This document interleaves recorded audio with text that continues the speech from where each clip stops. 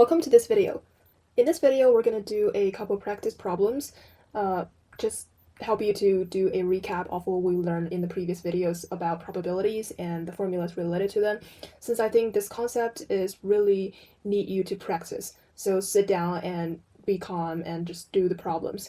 So I will walk through these questions step by step with you in this video, and if you like, please subscribe and leave comments below. Thank you. First question, if A and B are independent events and probability of A is 0.7 and probability of B is 0.4. Part A, find probability of A and B. So since the question already gave us their independent event, we can just multiply them together, which gives us 0.28. Part B, find probability of A given B. And probability of A is equal to probability of A given B because they are independent events. Therefore, probability of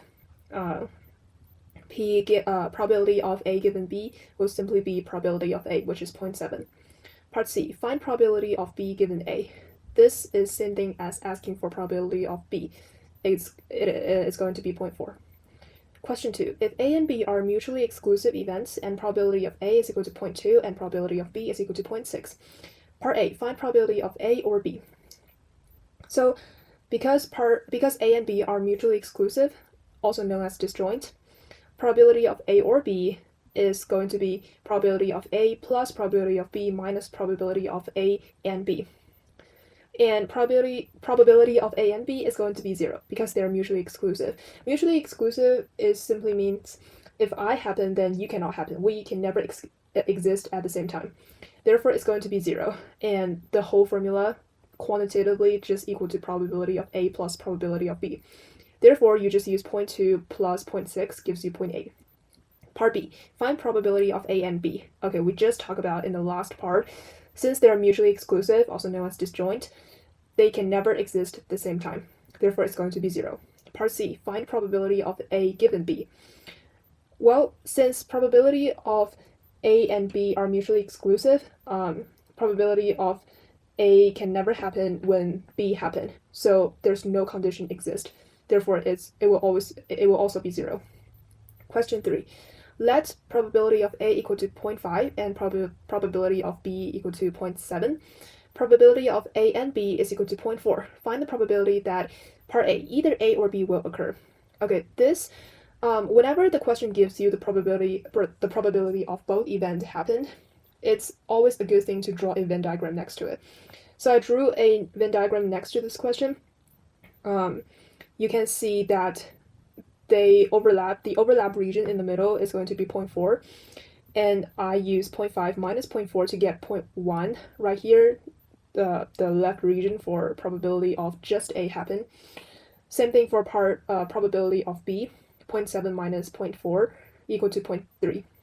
And you add those probabilities together, you can see that they only equal to 0.8, which is not 1. Therefore, you're going to fulfill a 0.2 outside of the circle, but inside the rectangle. So either A or B will occur. Either A or B will occur. That's simply just asking for, okay, it's okay to have probability A and B occur at the same time, but it's also okay to have just A occur or just B occur. Therefore, you just add those probabilities together, get 0.8. Part B, neither A nor B will occur. Well, that's just opposite with part A. Use 1 minus 0.8, you get 0.2. Part C, A will occur and B does not occur. So that simply just means you want the probability of only A occurs. Therefore, it's going to be 0.1 right here, the left region. Okay, question 4. A bag contains red and blue marbles. 2 marbles are drawn without replacement. The probability of selecting a red marble and then a blue marble is 0.28.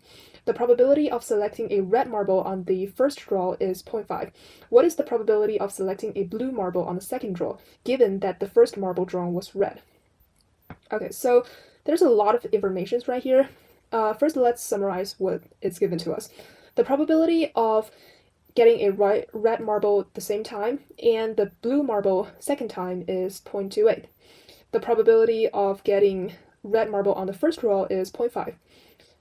And it is asking for the probability of getting a blue marble on the second draw given the first draw was red. Okay, so for this question, we can simply using the formula that we learned before, if we're asking for a event A happened given B has already occurred, we can use probability of event A and B occurred divided by probability of B.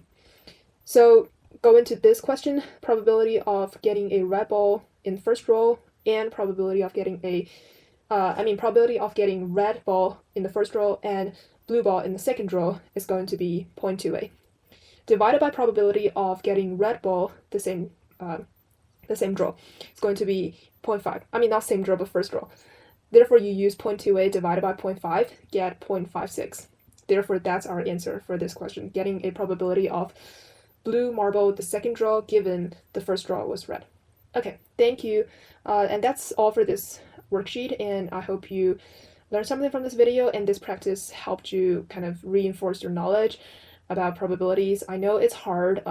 You really have to be familiarized with how are you going to use your data and your formulas. So yeah, I hope it helps. Thank you.